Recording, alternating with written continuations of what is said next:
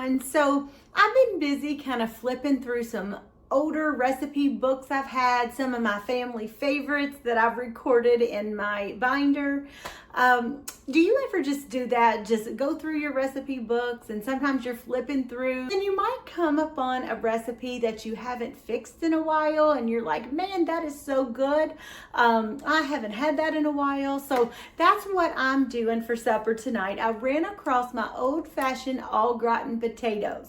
I know it's old-fashioned, it's simple, but it is so delicious and it just makes it feel like home.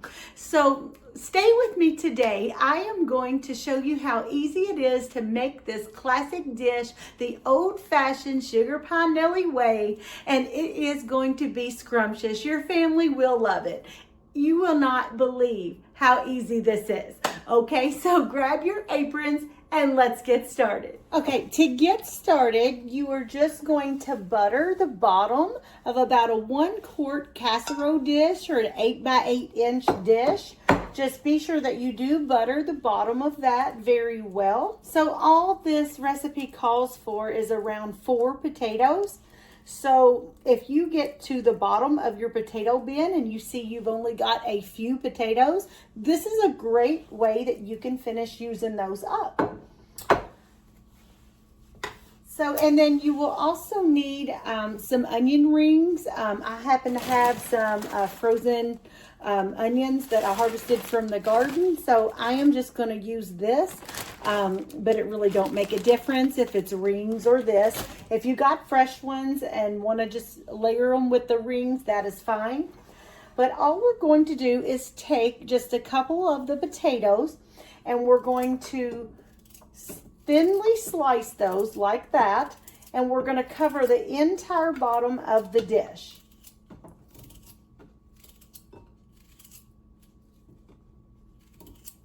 I already had mine peeled. I like to go ahead and peel my potatoes and then set them aside in some cold water about 30 minutes before it's time to start cooking. And it's so nice, it goes ahead and go ahead and softens them just a tad bit, and then they're ready. And then when I take in consideration time for cooking supper, I have learned over the years that, you know, it's time consuming to do the little things like peeling potatoes or getting this ready or that ready. So I like to go ahead and have the little bit of prep work already taken care of before I begin. And it does make cooking a lot easier and a lot faster. So we're just going to leave that about like that. And then all we're going to do is take our onions. Like I said, if you have rings or chopped onions, whatever you want to do, that's fine. You're just going to top this bottom layer with a little bit of onions. So you can do this to your liking, your preference. It's just to your taste there on those. And then all we're going to do is take the last 2 potatoes and you're going to go ahead and peel those all over the top as a top layer. Like I said, this is totally easy. So easy to do, so simple, and with just a few ingredients, you have got a nice little side dish that could be paired with anything. Chicken, steak, fish, whatever you would like. On this, I'm trying to go as paper thin as I can. The thinner they are, the better. Okay, like that. And then now we're just going to add a little bit of salt all over the top. I'm using Redmond real salt. And then just a little bit of black pepper.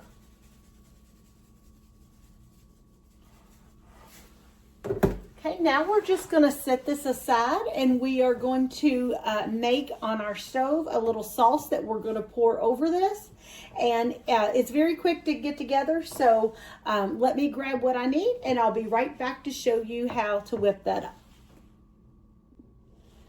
Okay, so you just need about a medium pot, and we're gonna put that on about medium low. And while we are whipping this up, I do have my oven preheating to 400 degrees because after we do our sauce and get that on our taters, we are going to bake that. So what we're gonna do first is we need about 3 tablespoons of butter. Butter. That's what my mother used to say all the time. Give me the butter. So anyways, here's 3 tablespoons of that. And then we're going to start letting that melt. And then we're also going to add 3 tablespoons of flour to this as soon as it starts to melt, and a pinch of salt. All right, once it starts to melt, just like so, I guess you can see that. But once it starts to melt, then we're gonna add the same amount of flour, 3 tablespoons. And then just add a little pinch of salt. And then we are just gonna whisk this. And you do wanna whisk this constantly until it's all combined and starts coming together there, almost like you are making a gravy, but it's more like a roux, you know, kind of a little sauce there. So we're just gonna let it do its thing. I like to kind of whisk that for at least a minute before we add our milk. Okay, and then we will add our milk. This is 2 cups. I am using organic 2% milk. And then you will simply whisk this until it starts to thicken. So this part is the easy part. It's not really time consuming. Getting the potatoes in there and then getting the sauce, it really don't take no time at all. But I did want to mention that for the baking of this, it does take 1.5 hours. So what I like to do is I like to go ahead and just have the potatoes kind of peeled and ready to peel. And then normally whenever I go to bake chicken or anything like that, you know that takes around 25-30 minutes. So what I like to do, I know this is going to take a lot longer. So we don't want to be frying up our chicken and having that laying on a plate getting cold because the potatoes isn't finished. So what I like to do is a couple hours before I would actually end up making supper, go ahead and prepare this dish. Go ahead and get it in the oven, and then by the time around 30 minutes when you start making up the rest of your dishes, by the time everything is done cooking, it all is completed around the same time and everything comes out hot and fresh. So this is definitely not something to do if you are in a hurry. But this dish is great to have if you're wanting that comforting meal and you're sitting around home.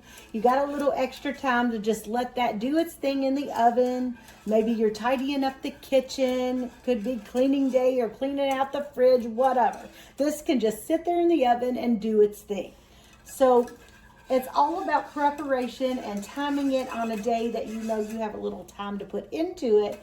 But sometimes it's worth it, you guys, to put in a little extra time into making something that's so comforting and filling, and you know your family's going to rave about it around the table. So it's making memories here. It's not just cooking supper for your family. We're creating memories with our family, okay?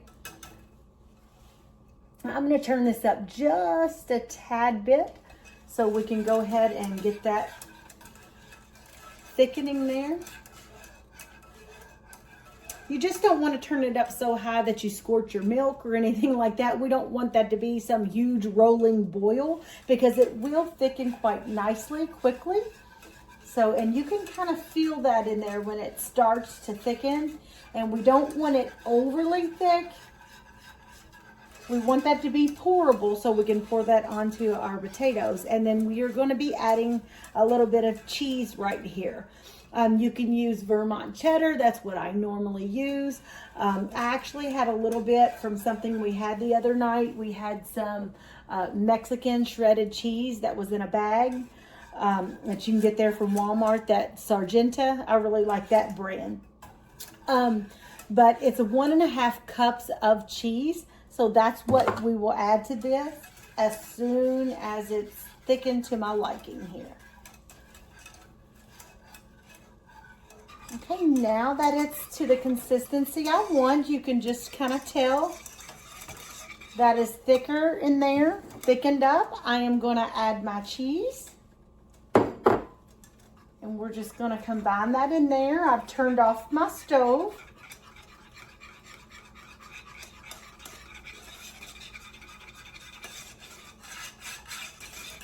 So now we have a nice little cheese thickened little sauce. And then now we're just going to pour that right onto our potatoes.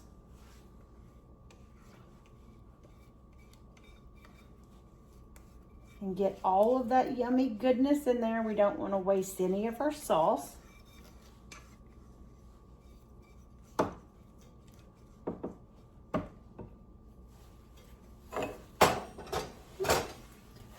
We'll put this all over the top. Just spread that real good all over.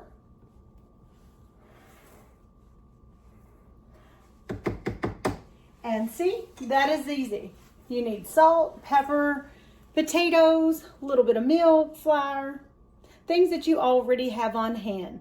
So now comes the waiting part. All we're going to do is just cover this with some Reynolds wrap, aluminum foil, and then just place this into a 400-degree preheated oven, and then it will bake in there for at least an hour and a half. You can take peeks on that and stick a fork in there and make sure it's fork tender. But around an hour and a half is normally what it takes in my oven.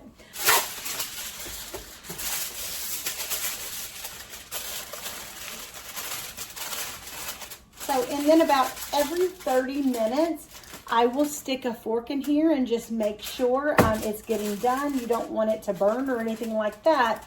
But you do want to make sure that the potatoes are fork tender. So about every 30 minutes or so, you know, you might want to check on that. So anyways, here is a wonderful side dish. It really takes no preparation time at all to get it together.